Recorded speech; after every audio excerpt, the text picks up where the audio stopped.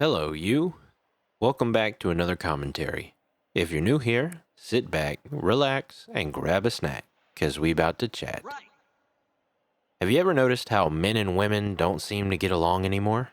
Like, not just the usual boys are from Jupiter and women are from Venus stuff, but like actual resentment. Men nowadays tend to think that women are entitled, manipulative, and only care about money. And women nowadays think that men are lazy, emotionally stunted, and afraid of commitment. Social media is flooded with dating horror stories, gender wars, and the who needs who less debates. It's like instead of coming together, we're in a constant battle of who's more useless, who's to blame, and who deserves less respect. So, how did we get here? And why are men and women more divided than ever? And most importantly, is there a way to fix any of it? Let's talk about it. For most of history, men and women needed each other to survive. Society was built on partnership. Men provided and protected, and women nurtured and built families. But it wasn't about superiority. It was about division of labor. And because men provided, their value in relationships was clear and unquestioned. But today, everything has changed. Women no longer need men for financial security. They can earn their own money, they can own property, and they can build their own success, which is a great thing. But men feel like they've lost their traditional role. If women can do everything on their own, what do men bring to the table that's still valued? And instead of redefining roles together, we've ended up in a situation where both sides feel like they've been left behind. Some women feel exhausted from having to do it all, working, managing a home, and raising kids, all on their own. Some men feel like their efforts no longer matter, that they aren't needed or appreciated in relationships the way that they once were. And when both sides feel like they're losing, what happens? They stop working together and they start playing defense. Women guard their independence because they don't want to be set back. And men withdraw because they don't want to feel disposable. Instead of cooperation, we get competition. The issue isn't that women became strong. It's that we never adjusted what strength in partnership looks like.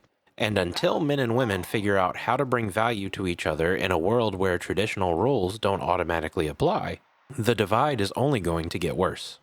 Let's be real. Social media has made everything 10 times worse. Every day, you see posts about terrible relationships, cheating, and breakups.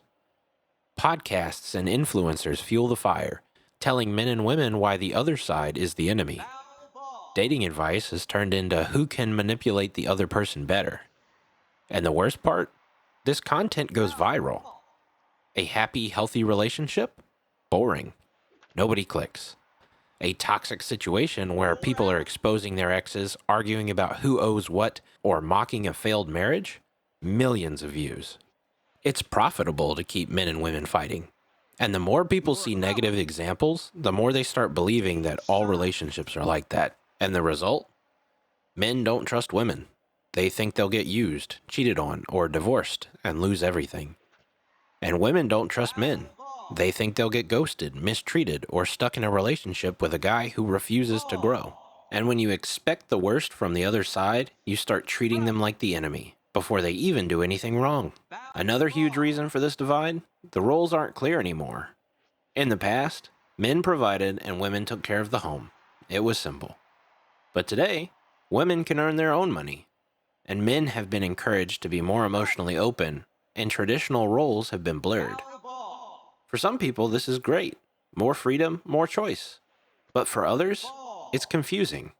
Men don't know if they should lead or take a step back, and women don't know if they should embrace independence or still expect traditional chivalry. Both sides feel like they're being criticized no matter what they do. The result? Frustration and resentment.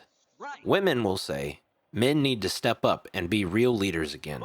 And then men will say, why would I step up when women say they don't need us? And instead of figuring it out together, both sides just get more bitter. Then there's dating, the battlefield where all of this division explodes. Hookup culture has made relationships feel transactional. Apps give too many people options, making it harder to commit.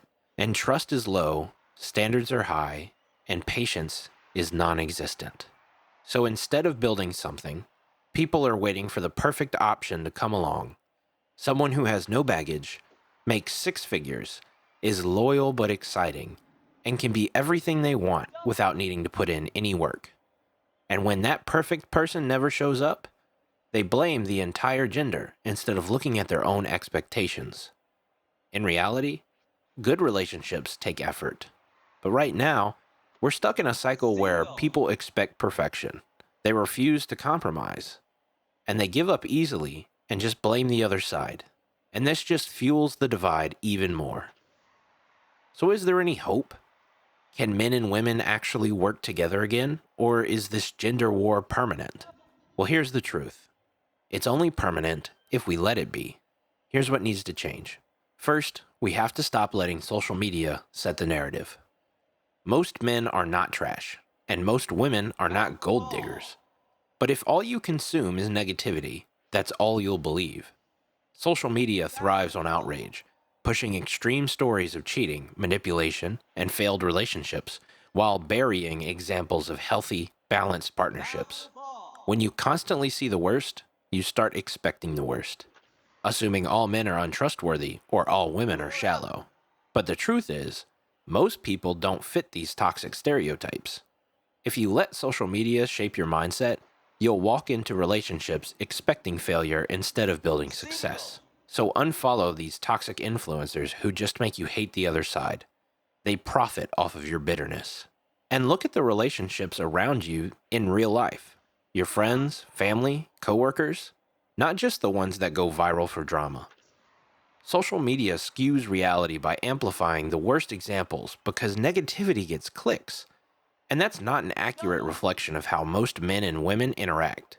Instead of letting internet debates shape your perception, focus on real couples who respect and support each other. Healthy relationships exist, but they don't get millions of views because they aren't built on chaos. If you base your beliefs on authentic connections instead of online toxicity, you'll start seeing that the gender war is mostly an illusion. You have to focus on building, not just demanding. For men, instead of complaining that women don't respect you, become a man worthy of respect. Lead, provide value, and build yourself up. And for women, instead of assuming that all men are weak or unreliable, support the men who actually try. Respect and encouragement goes both ways. Third, you have to set realistic standards. You're never going to find a flawless partner, but you can find somebody who's willing to grow with you. Relationships take work, patience, and trust. If you go into them assuming the worst, that's what you're going to get. And fourth, you have to choose to work together instead of competing. Men and women were meant to complement each other, not compete for power. So stop the who needs who less mentality. Healthy relationships are built on mutual respect and lifting each other up, not power struggles. And remember that the best teams win together.